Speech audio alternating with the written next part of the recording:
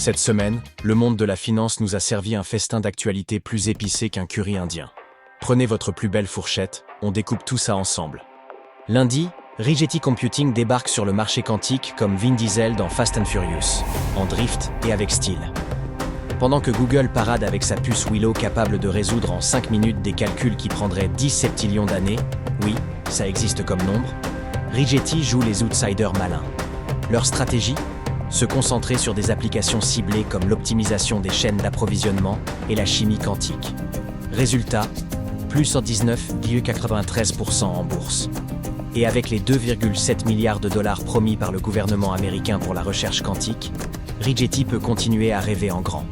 Comme quoi, même un kart modifié peut faire de l'ombre à une F1. Mardi, le cacao fait son Maria Carré de Noël, explosant les compteurs à 12 000 $ la tonne.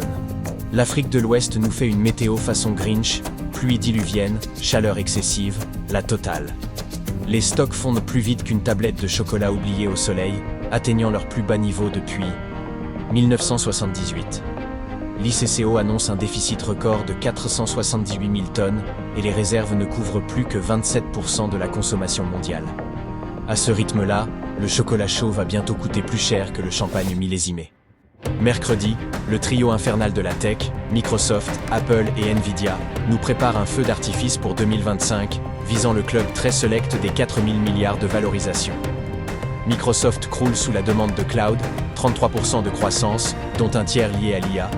Apple sort enfin de son silence sur l'IA avec Apple Intelligence, et Nvidia vend ses nouvelles puces Blackwell plus vite que des billets pour un concert de Taylor Swift. La seule ombre au tableau ? Nvidia commence à montrer quelques signes de fatigue, comme un marathonien à la 41e borne.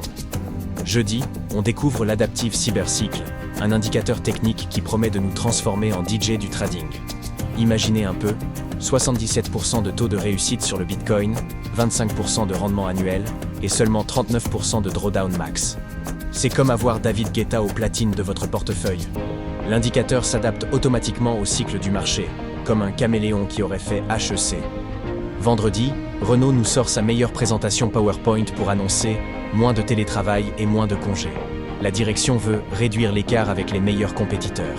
3 jours de congés en moins pour les cadres, 1 jour de télétravail supprimé, mais hey, ils améliorent la couverture santé. Il faut bien ça pour tenir le rythme. En bourse, l'action fait du yo-yo. 1,15% un jour, plus 5,21% le lendemain. C'est aussi instable qu'une Twingo jaune fluo sur verglas. Si ces actus vous ont fait sourire ou pleurer dans votre café, rejoignez ma newsletter Humour and Finance pour des analyses complètes et décalées.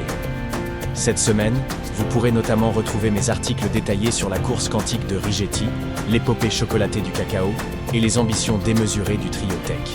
Car oui, la finance c'est comme la cuisine, c'est toujours meilleur quand on y met une pincée d'humour et une dose de folie.